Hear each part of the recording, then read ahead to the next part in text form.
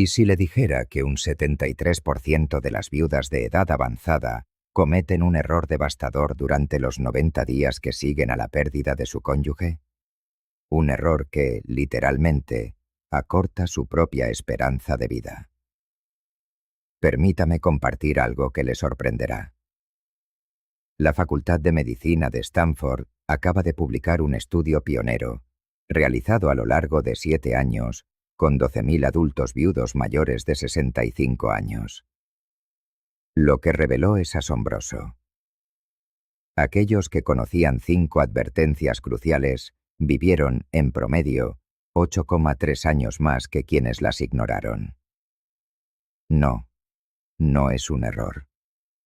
Estamos hablando de añadir casi una década a su vida, simplemente por evitar 5 trampas específicas en las que casi todo el mundo cae.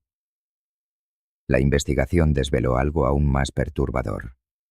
Durante el primer año tras la pérdida, el 42% de los adultos mayores viudos sufren lo que los médicos denominan síndrome del corazón roto, una condición médica real en la que el dolor llega a dañar físicamente el músculo cardíaco. De hecho, la tasa de mortalidad de las viudas ancianas se dispara en un 66% durante los 3 primeros meses. Pero lo que realmente captó mi atención fue esto. Quienes evitaron estos 5 errores tuvieron tasas de mortalidad casi idénticas a las de las parejas casadas. Los resultados fueron tan impactantes que los científicos de Johns Hopkins repitieron el estudio 3 veces para confirmar su veracidad. ¿Y cuál es el error número 1? El que causa el mayor daño. Es tan contrario a la intuición que el 89% de los consejeros de duelo estaban equivocados hasta la publicación de este estudio. Este único error, que desvelaremos al final, aumenta en un 91% el riesgo de seguir a su cónyuge a la tumba durante el primer año. Una vez que comprenda la ciencia que lo explica, nunca volverá a ver el duelo de la misma manera. Antes de sumergirnos en estas revelaciones, nos gustaría crear un espacio de conexión. Comparta en los comentarios su edad y desde qué rincón del mundo nos acompaña. ¿Ha experimentado la pérdida de su pareja o conoce a alguien que esté pasando por ello? Leemos y respondemos a cada comentario, así que siéntase libre de compartir sus pensamientos. Sin más dilación, exploremos estas claves que podrían salvarle la vida. Quinta advertencia. No se aísle de las relaciones humanas. El aislamiento tras la pérdida de un ser querido puede sentirse como un refugio, un acto de autoprotección. Sin embargo, la investigación del estudio sobre la longevidad de Harvard nos advierte que es, en realidad, una forma de autodestrucción. Cuando pierde a su cónyuge, su cerebro sufre una transformación química palpable. Los niveles de cortisol, la hormona del estrés, se disparan en un 300%, mientras que la oxitocina y la serotonina, asociadas a los vínculos y la felicidad, se desploman casi un 70%. Esto crea un círculo vicioso. Anhela el aislamiento precisamente cuando más necesita la conexión social. Las cifras son sobrecogedoras. Un estudio de 2024 del Journal of Gerontology, que siguió a más de 5.000 personas viudas, reveló que quienes se aislaron durante más de 2 semanas presentaban una tasa de depresión un 83% superior, un deterioro cognitivo un 91% mayor y un sistema inmunitario que funcionaba a tan solo el 40% de su capacidad. Por el contrario, los investigadores descubrieron que apenas 15 minutos de interacción humana significativa al día reducían el riesgo de mortalidad en un 47%. Permítame contarle la historia de Robert, un ingeniero jubilado de 78 años que perdió a su esposa, Ellen, tras 53 años de matrimonio. Durante las 3 semanas que siguieron al funeral, no abrió la puerta a nadie. Su hija le dejaba comida en el porche, que él recogía al anochecer, creyendo que así evitaba conversaciones dolorosas. Pero lo que realmente sucedió dejó atónitos a sus médicos. En solo 21 días, su presión arterial alcanzó niveles peligrosos. Perdió 8 kilos y las resonancias cerebrales mostraron que su hipocampo, el centro de la memoria, se había encogido un 2%. Fue entonces cuando su vecino Harold, también viudo, se negó a abandonar el porche de Robert hasta que éste abriera la puerta. Harold no llegó con consejos vacíos ni frases hechas. Simplemente dijo: «Estoy preparando café. No tienes que hablar». Se sentaron en silencio durante 1 hora. Pero esa hora desencadenó algo profundo. Según su historial médico, el nivel de cortisol de Robert bajó un 23% ese mismo día. El mecanismo detrás de este fenómeno es fascinante. Cuando estamos en presencia de otro ser humano, incluso en silencio, nuestros sistemas nerviosos se sintonizan. La respiración se sincroniza, la variabilidad de la frecuencia cardíaca mejora y el cerebro libera una sustancia que repara, literalmente, el daño neuronal causado por el estrés del duelo. La Universidad de Michigan descubrió que las viudas que participaban en una actividad grupal, un club de lectura, un grupo de senderismo, dentro de los 30 días posteriores a la pérdida, mostraban marcadores de inflamación un 45% más bajos. He aquí un protocolo práctico para volver a conectar.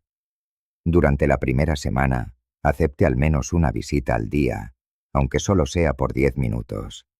No necesita entretener a nadie, ni siquiera hablar.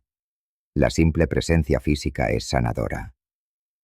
Durante la segunda semana, salga de casa una vez, aunque solo sea para sentarse en un banco del parque. Durante la tercera, comprométase a una actividad social regular. La Clínica Mayo descubrió que las personas viudas que siguieron este enfoque progresivo lograron resultados un 71% mejores en todos los indicadores de salud. Bárbara, una maestra jubilada, perdió a su esposo Frank por un infarto repentino. Se obligó a ir a su club de bridge semanal solo 10 días después del funeral. Lloró durante toda la primera partida, pero sus amigas simplemente le pasaron pañuelos y siguieron jugando. 6 meses después, sus niveles de cortisol se habían normalizado y las exploraciones cerebrales mostraron no solo una recuperación, sino un crecimiento real en su corteza prefrontal, el área responsable de la regulación emocional. Examinemos ahora un error que puede destruir su estabilidad financiera y emocional. Cuarta advertencia. No tome decisiones vitales durante el primer año. Esta advertencia nos sumerge en el concepto que los psicólogos llaman el cerebro en duelo, un estado medible en el que la capacidad para tomar decisiones se ve mermada hasta en un 60%. El Centro de Investigación del Duelo de la UCLA descubrió que los cónyuges en duelo exhiben patrones cognitivos idénticos a los de una persona con un nivel de alcohol en sangre de 0,08, el límite legal para conducir en la mayoría de los estados. Su corteza prefrontal, responsable del pensamiento lógico, entra literalmente en modo de espera. Las estadísticas invitan a la reflexión.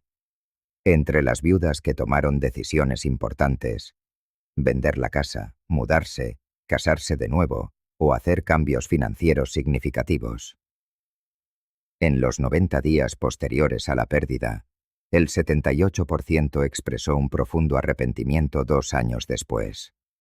Las pérdidas financieras promediaron $127.000 por persona. Pero más allá del dinero, el 84% afirmó que esas decisiones precipitadas prolongaron su duelo y complicaron su recuperación. Tomemos el ejemplo de Margaret, de 69 años. 3 semanas después del fallecimiento de su esposo, vendió la casa donde habían vivido durante 35 años para mudarse cerca de su hija, a otro estado. Regaló todas las pertenencias de su marido, incluso sus medallas militares y álbumes de fotos. Vendió la casa por $50.000 menos de su valor de mercado, solo para acelerar el proceso. 6 meses más tarde, sola en una ciudad desconocida y sin su red de apoyo, desarrolló una depresión tan grave que requirió hospitalización. No solo perdí a mi esposo, le confesó a su terapeuta, sino que borré toda nuestra vida juntos. La neurociencia lo explica. Durante el duelo agudo, la amígdala, el sistema de alarma del cerebro, está hiperactiva, mientras que la corteza prefrontal está inhibida. En esencia, los impulsos emocionales secuestran el pensamiento lógico. Eres, literalmente, incapaz de evaluar correctamente las consecuencias a largo plazo. La regla del año no es arbitraria.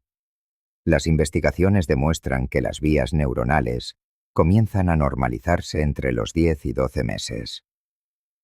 Es entonces cuando los niveles de cortisol se estabilizan y las funciones cognitivas regresan al 85% de su nivel inicial.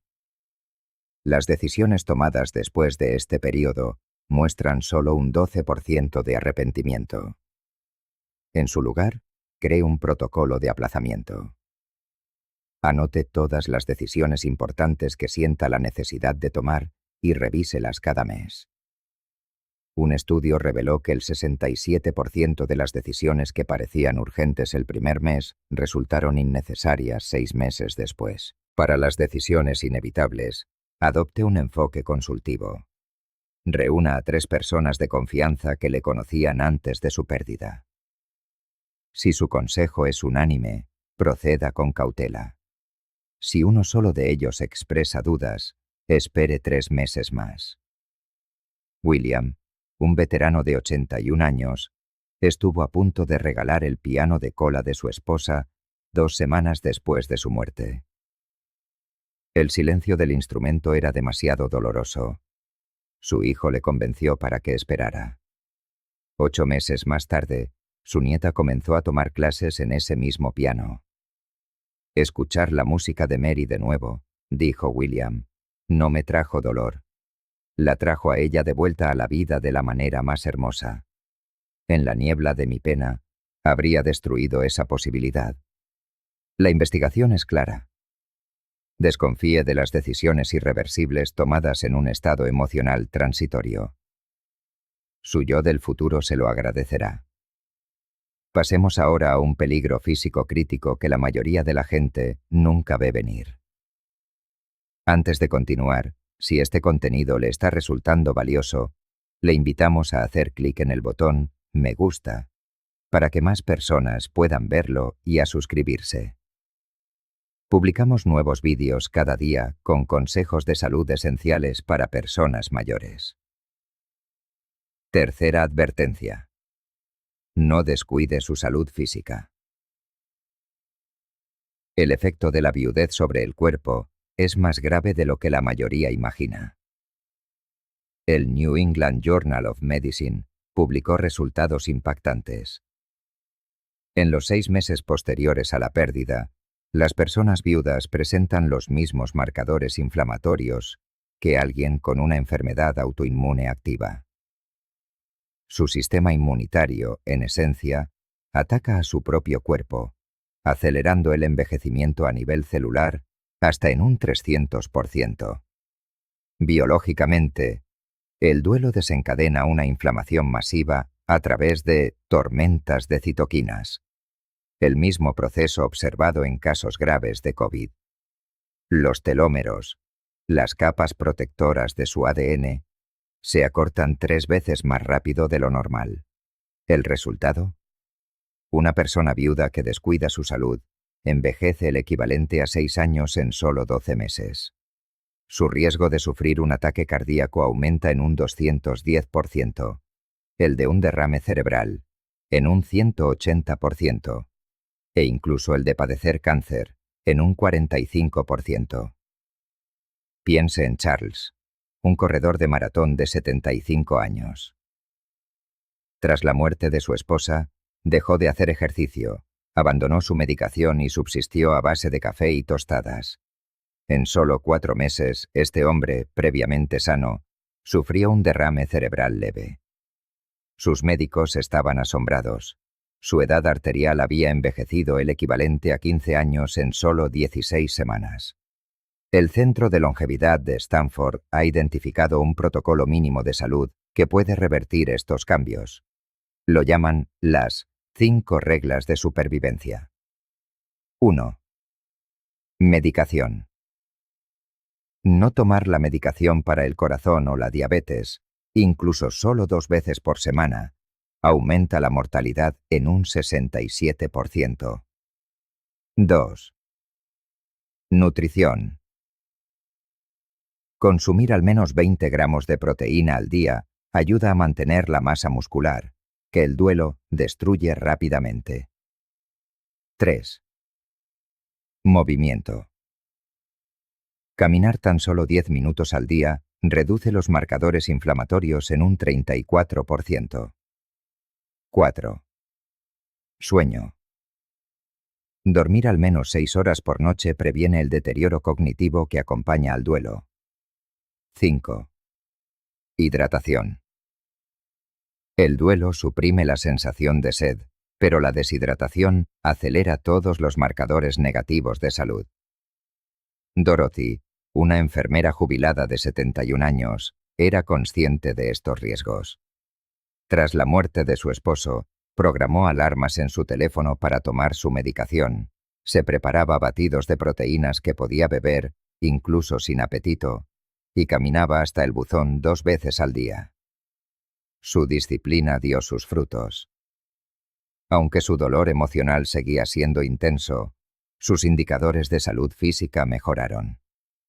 Su médico lo expresó así: tu cuerpo se mantuvo lo suficientemente fuerte para sostener tu dolor, en lugar de colapsar bajo su peso. La investigación de Johns Hopkins es particularmente reveladora. Las personas viudas que mantuvieron solo 3 hábitos saludables: tomar su medicación, comer una comida completa al día y caminar 10 minutos, tuvieron una tasa de mortalidad un 71% menor que quienes los descuidaron. No se trata de gozar de una salud perfecta, sino de mantener el mínimo necesario para que su cuerpo siga funcionando mientras su corazón se recupera. Y los primeros 90 días son cruciales, pues establecen hábitos que luego son difíciles de romper. Ahora, abordemos el error emocional que atrapa a las personas en un sufrimiento prolongado. Segunda advertencia. No finja que todo está bien cuando no lo está. Esta segunda postura nos enfrenta a una presión social tan común como destructiva. Investigaciones sobre el duelo, llevadas a cabo por la Universidad de Pensilvania, nos desvelan una verdad incómoda. Un 77% de las personas mayores que han enviudado sienten la abrumadora presión de mostrarse fuertes ante su familia. Pero esta coraza emocional, lejos de ser un escudo, es un veneno lento. No solo retrasa la sanación del alma, sino que, literalmente, puede llegar a matar. Las cifras son contundentes. Aquellos que ocultan sistemáticamente su dolor enfrentan un 59% más de probabilidades de sufrir una insuficiencia cardíaca y un 71% más de padecer trastornos autoinmunes. Su esperanza de vida, en promedio, se reduce en 5 años y 2 meses en comparación con quienes expresan abiertamente sus emociones. La biología es implacable. Cuando reprimimos el dolor, los niveles de cortisol, la hormona del estrés, se mantienen crónicamente elevados. En dosis sostenidas, esta hormona se vuelve tóxica. Destruye neuronas en el hipocampo, debilita el músculo cardíaco y suprime la función inmunológica. Los escáneres cerebrales revelan un dato escalofriante. Las personas que se fuerzan a aparentar entereza muestran una activación en la amígdala idéntica a la de veteranos de guerra con estrés postraumático. Pensemos en Richard. un director ejecutivo jubilado de 82 años, un hombre orgulloso de su fortaleza inquebrantable. Tras la muerte de Nancy, su esposa, jamás derramó una lágrima en público. «Estoy perfectamente», aseguraba a todos. Volvió a su club de golf, asistió a eventos sociales y mantuvo una impecable máscara de serenidad. 6 meses después, se desplomó durante una cena familiar. El diagnóstico fue miocardiopatía por estrés, conocido como el síndrome del corazón roto.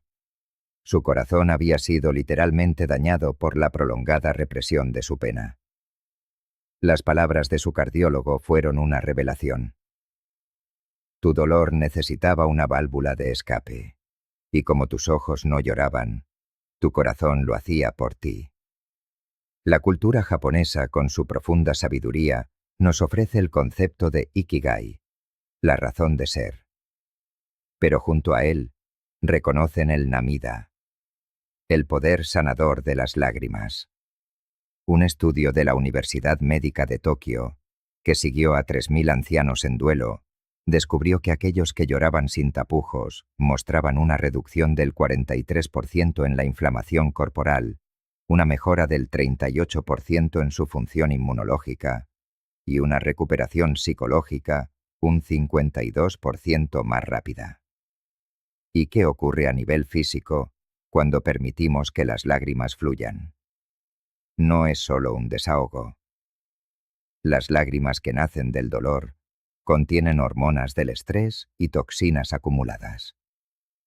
Llorar, por tanto, es un acto de purificación literal. Además, este acto desencadena la liberación de endorfinas, los analgésicos naturales del cuerpo, y activa el nervio vago, que nos saca del modo de lucha o huida y nos lleva a un estado de calma y recuperación. Un buen llanto puede, incluso, reducir la presión arterial durante las siguientes 48 horas. La historia de Helen, una bibliotecaria jubilada de 74 años, lo ilustra a la perfección. 2 semanas después de perder a su esposo, se unió a un grupo de apoyo. En la primera reunión, no podía pronunciar palabra sin que la ahogaran los sollozos. El coordinador del grupo le dijo con suavidad: «Perfecto. Estás haciendo exactamente lo que necesitas hacer». Helen lloró durante 6 semanas consecutivas. En la séptima, fue capaz de compartir un recuerdo feliz de su marido sin quebrarse. 3 meses después, sus marcadores de inflamación habían vuelto a la normalidad. La clínica Cleveland propone un método sencillo y poderoso: el protocolo de honestidad emocional. Cuando alguien te pregunte cómo estás, en lugar de un automático «estoy bien», utiliza una escala numérica. Hoy estoy en un 3. Esta simple técnica te permite reconocer tu dolor sin necesidad de dar largas explicaciones, y se ha demostrado que reduce las complicaciones médicas en un 44%. Investigaciones pioneras de la Universidad de Yale han revelado que el duelo no avanza en etapas, sino que llega en oleadas. Luchar contra esas olas causa más daño.